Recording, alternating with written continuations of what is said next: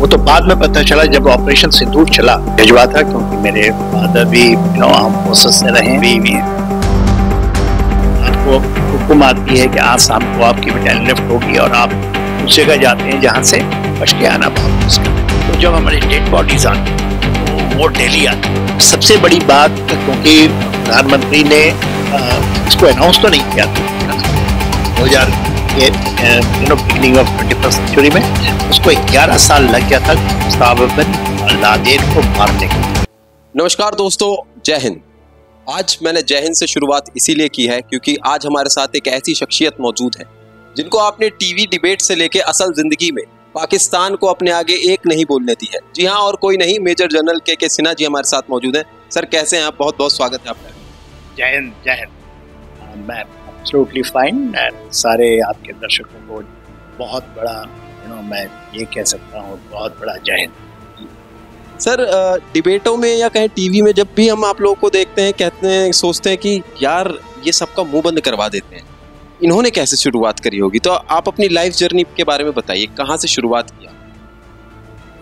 देखिए, हमारी life journey तो फौज से शुरू हुई है और मैं 16 साल का था तभी हमने एग्ज़ाम दिया। और मैं बिहार के से बिलोंग करता हूँ, रांची से, और बिहार मेट्रिकुलेशन उसमें होता, तो मैंने उसको टॉप किया था बिहार। और फिर मेरी जज्बा था क्योंकि मेरे फादर भी आर्म फोर्सेस से रहे हैं, तो हमारे वो फादर भी रहे हैं, तो हमारी है, मेरे ब्रदर्स हैं, तो हमें तो हमारी डेस्टिनेशंस तो आर्मी थी। तो मैं नेशनल डिफेंस एकेडमी NDA कहलाती थी उस समय, और वो उस ज़माने में मैट्रिकुलेशन +1 के बाद 11वीं के बाद आप लोग वहाँ जा सकते थे। मैं ज्वाइन किया, मैं सेंट जॉन्स रांची से पढ़ा हूँ, वहाँ से संजीवस गया और सीधा NDA। और मैंने एक बार में गया तो एक बार में निकल गया। उसके बाद फौज में उसकी लंबी दास्तानें हैं। मैं यंग जब था तो मेरी 40 साल की तकरीबन एक्टिव सर्विस रही है। मैं फाइटिंग आर्म्स का हूँ और वन ऑफ फ्यू लकी रहा हूँ कि फौज के सबसे ज़्यादा ऑपरेशंस जितने भी, चाहे वो देश के अंदर हों, इंसर्जेंसी हों, या देश के बाहर भी, मैंने UN के अंदर में भी UN हेडक्वार्टर से लेकर UN में भी उन जगहों पर जहाँ पर लड़ाइयाँ चली हैं या कोई कॉम्बैट सिचुएशन है वहाँ नौकरी की है। परमात्मा में ऐसा दिया है, तो लगातार जीवन 4 दशक से इन चीज़ों में रहा है। और उसके बाद सेवानिवृत्त होने के कारण भी अभी भी माँ भारती की सेवा में हूँ। तो लगता है कि Bharat is rising world and India is getting its place. और कॉम्प्रिहेंसिव इंटरनेशनल पावर में जो सामरिक तरीके से आप सोचते हैं तो उसमें मिलिट्री का एक बहुत बड़ा रोल है। कॉम्प्रिहेंसिव इंटरनेशनल पावर में वो एक कटिंग एज होनी चाहिए। और आज के 21st सेंचुरी के अंदर में यदि आप विश्व के साथ कदम से और आगे रहना चाहते हैं, लीड करना चाहते हैं, तो आप में वो बदलाव, वो सोच वो आनी चाहिए। अपनी लिमिट्स हैं तो हम उसको छोड़ते भी नहीं, उसको रिकॉग्नाइज भी नहीं करते। तो हमारे बहुत सारे जवानों की शहादत हुई है, उसमें बहुत सारों की कुर्बानियाँ हों, वो रिकॉग्नाइज नहीं हो पाता है। तो वो कभी कभी आप करता है क्योंकि वो देश की हमें थोड़ा, जैसे अब हम बोल्ड हो गए कि हम ऑपरेशन सिंदूर में हम पाकिस्तान के अंदर घुस के मारेंगे, और उसके बाद आपने देखा होगा सर्जिकल स्ट्राइक या बाला, तो हम तो कारगिल वॉर में, और वो है उसकी आँख, वो ऐसा नहीं है कि वो कोई जवानी है या पेपरों में, तो ज़मीन पे। और हमें अभी और बोल्ड होकर वो गिलगित बल्तिस्तान का पूरा इलाका ले सकते हैं। तो वो आप जो कहते हैं उसकी शौर्यता, उसकी पराक्रम, उसमें समर्पण, उसमें डिसीजन लेने की क्षमता, उसमें कुछ भी कर गुजरने की क्षमता है, वो अनप्रेसिडेंटेड है। मैं कमांडिंग ऑफिसर था दिल्ली में, और इसलिए मैं बार बार उसको बता रहा हूँ क्योंकि हमारी वाइफ की बच्चे 2 छोटे थे, छोटे टॉडलर, प्राइमरी स्कूल गोइंग, और आप चले जाते हैं, आपको हुक्म आती है कि आज शाम को आपकी बटालियन लिफ्ट होगी और आप उस जगह जाते हैं जहाँ से बच के आना बहुत मुश्किल है। मगर हमने कभी नहीं, और ना हमारे फैमिली की इतनी बड़ी जो होती है ना, एब्सोल्युटली माइंड फ्री। और देखिए, क्योंकि हमारी बटालियन दिल्ली में थी और हमारे रियर जो हमारी फैमिलीज थी वो दिल्ली में थी, ज़्यादातर क्वार्टरों में, तो जब हमारी डेड बॉडीज आती तो वो दिल्ली आती, दिल्ली। और हमारी वाइफ का, विनी का, आप ये देखिए उसकी मनोदशा को हमने कभी नहीं आंका, क्योंकि हम तो बैटलफील्ड में लड़ाइयाँ लड़ रहे थे। मगर वो as a CO, as a commanding officer की वाइफ होने के कारण सब डेड बॉडीज़ के, उन लोगों के, उनको संभालना, और एक दो नहीं, बहुत लोगों को संभालना, डेड बॉडीज़ को आने के बाद संतावना देना, और उनको ये भी पता है कि हम लीड कर रहे हैं, कि कभी भी कुछ हो सकता है। तो वो एक बहुत बड़ी चीज़ है। वही हमारी इंडियन आर्म फोर्सेस की सबसे बड़ी स्ट्रेंथ। आपको किसी तरह से आपको मन में ये दबाव नहीं आता, क्योंकि हमने तो वो समय देखे आप ऐसे करना में कि उससे 0.0000 है ही नहीं कोई पॉसिबिलिटी कि आप वहाँ से आ सकते हैं, मगर आप उन चीज़ों को कर जाते हैं, क्योंकि बैक ऑफ माइंड आपको एक भरोसा है ऊपर वाले पे, आपको एक भरोसा है कि कोई पीछे है आपको सपोर्ट के लिए, तो आपके उन चीज़ों को देखेगा जिसके लिए शायद आपकी आर्मी, आपकी एयरफोर्स सपोर्ट होता है, पर देखना, उसको समझना, उससे जूझना वो नहीं होता। सर आपने बताया 4 दशक तक आपने जो है आर्म फोर्स में काम किया है, तो सर आपने बेस्ट वेपन क्या चलाया है, और अब उस वेपन में या कहें वैसा ही कोई वेपन है जो डेवलप हो चुका हो? देखिए, वेपन सिस्टम तो आप सब चलाते हैं, और हमारे कि हम सेकंड लेफ्टिनेंट से लेकर के जनरल के लिए में सारे वेपन आपके पास आते हैं। आपके जब आप डिप कमांड करते हैं, ब्रिगेड कमांड करते हैं, तो पूरी चीज़ें आपके अंदर। वेपन चलाना तो क्योंकि मैं कमांडो का इंस्ट्रक्टर था, और 1-2 साल नहीं, हमारे बेलगाम में कमांडो स्कूल है, उसका मैं इंस्ट्रक्टर रहा हूँ एज ए कैप्टन लंबे समय। और दुनिया की जो बेस्ट है, चाहे नेवल स्टील हो, अमेरिका की बात करें, वो भी वहाँ ट्रेन के लिए आते ही हैं हमारे कमांडो। और हमारे इन्फेंट्री बटालियन के जो खातून हैं उनकी ट्रेनिंग होती है, ऑफिसर्स जो भी जाते हैं इन्फेंट्री में उनकी ट्रेनिंग में घातक की होती है, कमांडो कहते हैं। तो वहाँ पर जो, क्योंकि वो क्लोज क्वार्टर बैटल्स हैं, वो बड़ी तो आप मिसाइल की बात करेंगे तो, या आर्टिलरी की बड़े फायर पार की बात करेंगे, उनको हम छोड़ दें, या प्रिसीजन वेपन को, एंटी टैंक को, मिसाइल को छोड़ दें। तो वो जो चीज़ें हैं जिसमें AK सीरीज़ की, प्लस उसमें क्योंकि आप कमांडो स्कूल में तो दुनिया की जितनी हथियार क्लोज क्वार्टर बैटल, क्योंकि वो पर्सनल वो वहाँ है, और उनको क्योंकि हम उसी चीज़ों को यूज़ करते हैं, और आप उसके इंस्ट्रक्टर हैं, तो आपको एक महारत हासिल करनी पड़ती है। सब आप जिस तरह अभी सुन रहे होंगे, कार्बाइन, असॉल्ट राइफल, दुनिया की जो बेस्ट है वो वहाँ पर होती हैं, और आप उसके इंस्ट्रक्टर, आप उनको बताते हैं कि इनका यूज़, तो clarity of action, that is the best.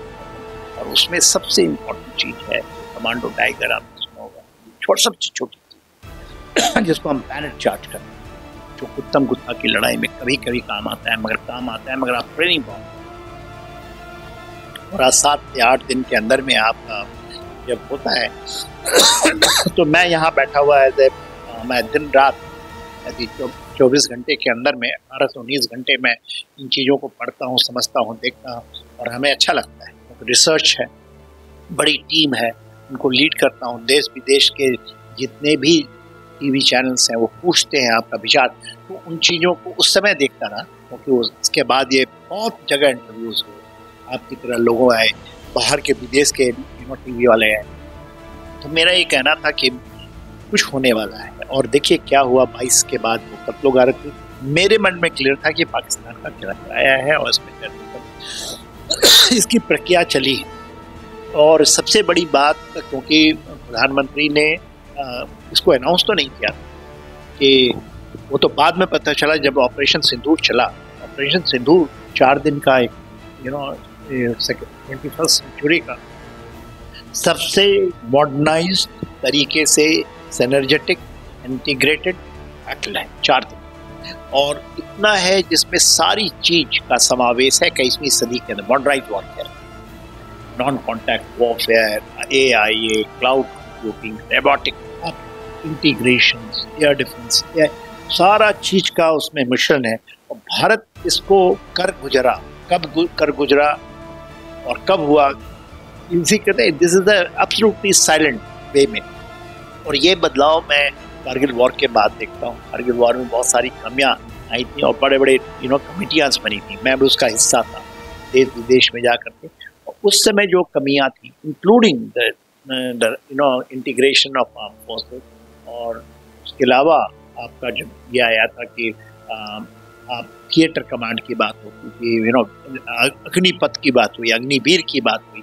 तो अग्निवीर के बाद में देश के अंदर में बहुत सारा दोष था। तो मेरा ये मानना था कि आपको ऐसा यंग ब्लड चाहिए जो 4-5 साल में बदले, तो टेक्नोलॉजी इतनी फास्ट, आप ओल्ड माइंड से, ओल्ड सेटिंग से नहीं, you require blood which is required, और ये और भी फास्ट होगा, क्योंकि जिस तरह से अभी एक सदी बदल जाती है 5 साल की, तो सदी कहते थे ना, एक जनरेशन, तो 5 साल में आप बदल, आज के दिन में इतनी फास्ट।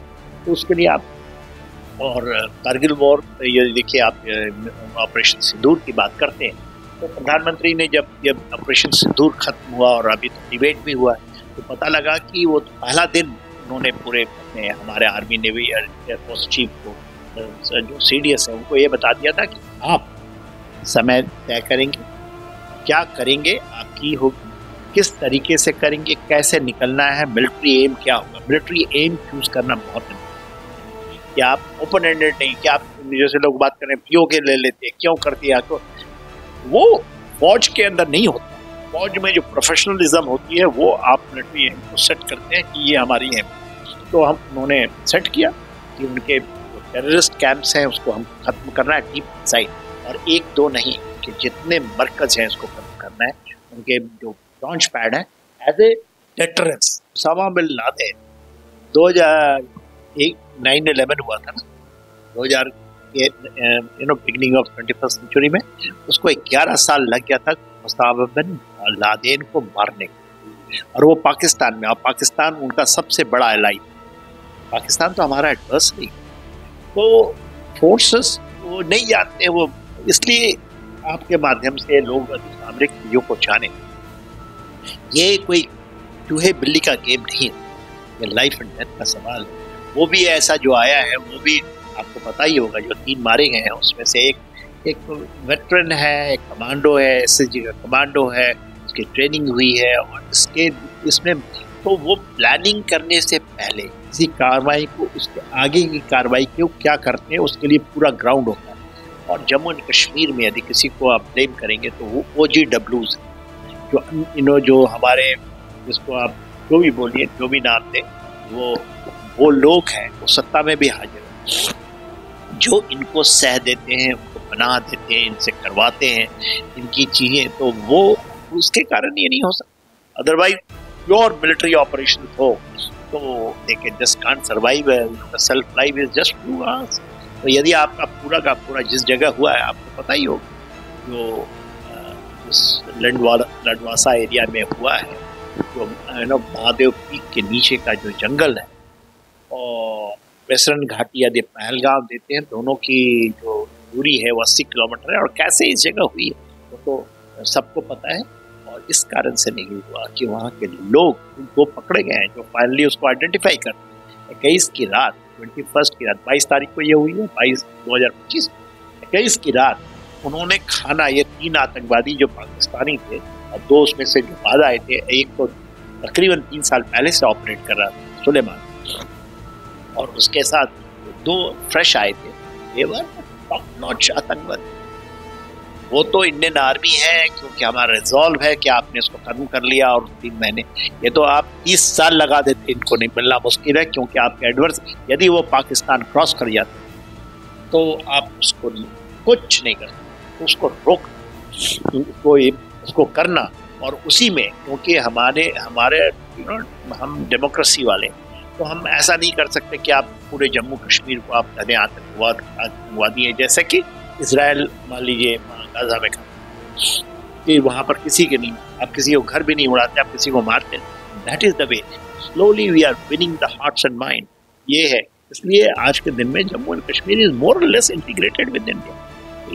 आपने वो वाला बताया नहीं पूरा मामला, नरेंद्र सिलेंडर, जो फोन आया कि नरेंद्र सिलेंडर, नरेंद्र सर, देखिए यहाँ पर हमारे मिर्जाफर्स बहुत हैं, ठीक है, हमारी यहाँ वोट बैंक की राजनीति है। वोट बैंक की राजनीति में डेमोक्रेसी का ये है कि किसी का 5 साल कुर्सी की लड़ाई है, सत्ता की लड़ाई है, चाहे वो क्यों फौज के खून के ऊपर में लिखी जाए, फौज की कुर्बानियों पे लिखी जाए, तो उनको अपॉर्चुनिटी रहता है। इसलिए नरेंद्र सरेंडर की बात है, वो उसमें ट्रम्प साहब भी कूद पड़ते हैं जब ऐसा ऑपरेशन, क्यों नहीं वो उसी को रोक पाते हैं, जबकि उनकी पूरी उनके 22-23 तो रैपर ड्रोन मार दिया उन्होंने, उनके एयरक्राफ्ट कैरियर को हिट कर रहे हैं, उनके टॉप नॉच जो सेल्फ बॉम्बर है उसको हिट करते हैं, वो क्यों नहीं करते। मगर हाँ, वो ये फितरत है। This is called politics, geo politics का हिस्सा है।